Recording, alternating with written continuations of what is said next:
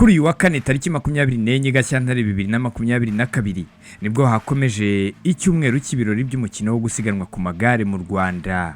Isiganwa mpuzamahanga rigomba kumara iminsi 8 rizenguruka u Rwanda, Tour du Rwanda riri gukinwa ku nshuro ya 14. Inzira z'aka gace ka Gatanu ka Tour du Rwanda uyu munsi zagombaga guca i Muhanga muri gare zikerekeza Kamonyi, Ruyenzi, Kanyinya, Shyorongi, Nyirangarama, Kivuruga na Musanze imbere y'isoko. Abasiganwa bakoze intera y'ibirometero 129 n'ibice 9 aho bahagurukiye Muhanga kuri gare berekeza Musanze ariko banyuze i Kigali, ndetse kandi babanje no gukora intera ya kilometero 1 n'ibice 6 bitabarwa kugeza bageze kuri paruwase aho batangiye gusiganwa byeruye. Muri uyu muhanda wose amanota yo kuzamuka yatanzwe inshuro 6 zirimo ku Kamonyi, ku Ruyenzi, Ikanyinya, ku Murenge, Kivuruga ndetse ni Musanze. Amanota ya sprint yo yatanzwe inshuro 2 zirimo kuri station ya SP Ishyorongi ndetse no kuri Nyirangarama. Ni ku nshuro ya 7 umujyi wa Muhanga wahagurukiyemo agace ka Tour du Rwanda kuva mu Gushyingo 2012. Ni ku nshuro kandi ya 11 umujyi wa Musanze warugiye gusorezwamo agace ka Tour du Rwanda kuva muri uyu mwaka wa 2012. Bwari ubwa gatatu hakinwa agace kahagurukiye Muhanga kagasorezwa i Musanze muri Tour du Rwanda. Ubusanzwe kacaga muri Ngororero, ariko kuri ubu abasiganwaga baciye Kigali kuko umuhanda wo mu burengerazuba wangijwe n'imvura. Nta munyarwanda uregukana agace ka Tour du Rwanda kasorejwe i Musanze kavuye i Muhanga. Gusa abanyarwanda batwaye uduce 4 mu 10 twasorejwe i Musanze aho bahagurukiye Rwamagana, i Kigali cyangwa i Rubavu. Muri 2021 Umufaransa Valentin yatsindiye i Musanze bavuye i Kigali, Manizabayo Eric Karadiyo abo wa gatatu. Mu bihumbi 2020 Esrepo Jonathan yatsinze bavuye i Rubavu ariko agace kari kakiyobowe igihe kirekire na Byukusenge Patrick kugeza bageze mu Kizungu i Musanze. Saa 3 nibwo agace ka Gatanu ka Tour du Rwanda 2022 katangijwe. Iri siganwa ryatangiye Umufaransa Alexandre wa BNB Hotels ariwe wambaye umwenda w'umuhondo nyuma yo kwitwara neza igicumbi ku munsi w'ejo ku wa gatatu, nubwo hatsinze Kent wa Protouch. Mu isiganwa ry'uyu munsi abanyarwanda batatu bari bambaye imyambaro yihariye, aho harimo Mugisha Samuel wa Protouch wari wambaye uwurusha abandi guterera imisozi utangwa na Cogebank. Niyo nkuru Samuel wa Team Rwanda yari yambaye umwenda w'uwagaragaje guhangana kurusha abandi, mu gihe Muhoza Eric wa Team Rwanda yari yambaye umwambaro w'umunyarwanda uhagaze neza mu isiganwa kuko ari ku mwanya wa 13 ku rutonde rusange. Saa 3 n'igice amatsinda abiri yarayoboye isiganwa, iki gihe yararimo agendera hamwe. Amanota y'umusozi wa mbere yatangiwe ku Kamonyi ku kilometero cya 23 n'ibice 8 yegukanywe na Nsengimana Jean Bosco wa Benediction, aho yarakurikiwe na Alba na Alan Boileau. Muhanga ni kamwe mu turere 8 tugize intara y'Amajyepfo, kagizwe n'imirenge 12, utugari 63 n'imidugudu 331. Gafite ubuso bwa kilometero kare 647 n'ibice 7. Kakaba kandi gatuwe n'abaturage barenga ibihumbi 318.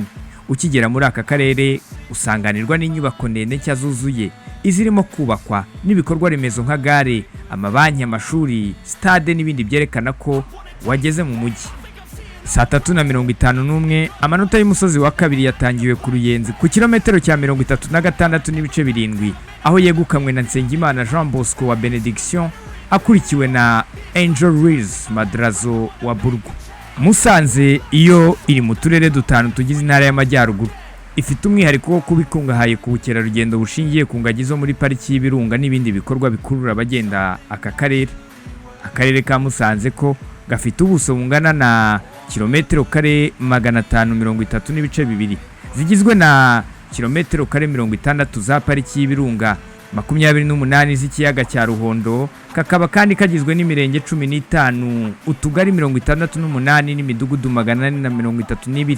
Saa 4:15 amanota y'umusozi wa gatatu yatangiwe i Kanyinya aho yegukanywe na Nsengimana Jean Bosco wa Benediction. Saa 4:27 Umufaransa Alexandre Geniez ukinira TotalEnergies niwe wegukanye amanota ya mbere ya sprint yatangiwe kuri station SP Ishyorongi. saa 4:45 Umufaransa Pierre Roland wa BNB Hotels niwe wegukanye amanota y'umusozi wa kane yatangiwe ku murenge ku kilometero cya 65 n'ibice 4. saa 5:10 Umufaransa Alexandre Geniez ukinira TotalEnergies yegukanye amanota ya sprint ya kabiri yatangiwe kuri Nyirangarama. Yakurikiwe na Pierre Roland wa BNB Hotels ndetse na Uwiduhaye wa Benediction. saa 5:26 abasiganwa bari bagiye gutangira kuzamuka buranga. Geniez na Roland basize Uwiduhaye iminota 2:48, igikundi cyo gisigwa iminota 3:35. Umufaransa Alexandre Geniez ukinira TotalEnergies yegukanye amanota y'umusozi wa Gatanu yatangiwe kivuruga. Yakurikiwe na Pierre Roland, Mugisha Moise ndetse na Mugisha Samuel. Ahagana saa 6:09 abasiganwa bari imbere binjiye mu birometero 3 bya nyuma aho bari barimo kuzamuka kuri konkasi. Pierre Roland na Geniez bari bakiri hamwe. saa 6:13 isiganwa ryari rigeze ku kilometero cya nyuma. Batangiye kwinjira neza mu mujyi wa Musanze. Icyo gihe Geniez na Roland bashyizemo amasegonda 58. Ahagana saa 6:15 nibwo Umufaransa Alexandre Geniez ukinira TotalEnergies ariwe watanze abandi Musanze imbere y'isoko akoresheje amasaha 3:12 n'amasegonda 18. Yaherukaga gutsinda prologue yakiniwe kuri Kigali Arena ku munsi wo ku cyumweru. Uwabaye wa kabiri yari Pierre Roland wa BNB Hotels wasizwe amasegonda 3, mu gihe Manizabayo Eric Karadio wa Benediction yabaye wa gatatu asizwe amasegonda 19. Madrazo Angel Rees wa Burgo niwe wahise wambara umwenda w'umuhondo aho yarayoboye urutonde rusange. Yari amaze gukoresha amasaha 13 iminota 57 n'amasegonda 52, ibihe anganya na Nathaniel Tesfazion ndetse na Drone Hopper, mu gihe bombi baruca amasegonda 6 Budiak Anatole. Umunyarwanda uza hafi ku rutonde rusange yari Muhoza Eric wa Team Rwanda aho yari ku mwanya wa 8 arushwa umunota umwe n'amasegonda 36.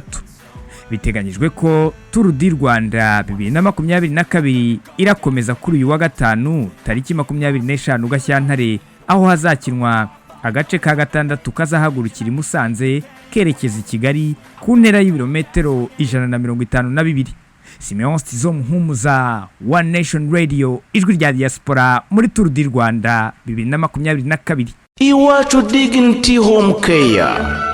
Iyi ni intaho y'amahoro n'umunezero yakirana ubwuzu abageze mu zabukuru batagifite imbaraga zo kwiyitaho cyangwa babitaho, kimwe n'abasazanye indwara zibasaba kwitabwaho by'umwihariko nka diabete, kanseri, umuvuduko w'amaraso, kwibagirwa n'izindi. Muri Iwacu Dignity Home Care bagukorera isuku ijyanye n'icyubahiro kigukwiye, ugahabwa ifunguro rihuye n'iby'umubiri ukeneye. Baraguhuza n'abavuzi ndetse banagufasha gufata imiti neza no gukurikiza inama za muganga. Hari n'imyidagaduro irimo no kugutembereza bigufasha kuruhuka no gusabana. Ni mu gihe kandi kuko bafite abakozi bazobereye mu gutanga izi serivisi bifashisha uburyo n'ibikoresho bigezweho bituma bagukurikirana ubudahumbya. Wowe uri mu Rwanda ukeneye izi serivisi rero, nawe uri mu mahanga wifuza gusazira mu rwakubyaye, shyikira Iwacu Dignity Home Care, urugo rwuje urukundo n'ubumuntu, aho wiyumva nk'uri wawe mu muryango. Niba wumva kandi wakwitabwaho uri wawe, izi serivisi barazikwegereza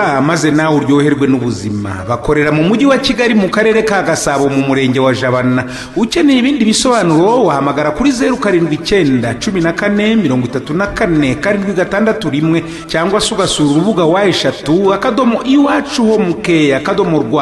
Kirazira nawe uzasazana amaganya. Mu rwa Gasabo dufite Iwacu Dignity Home Care.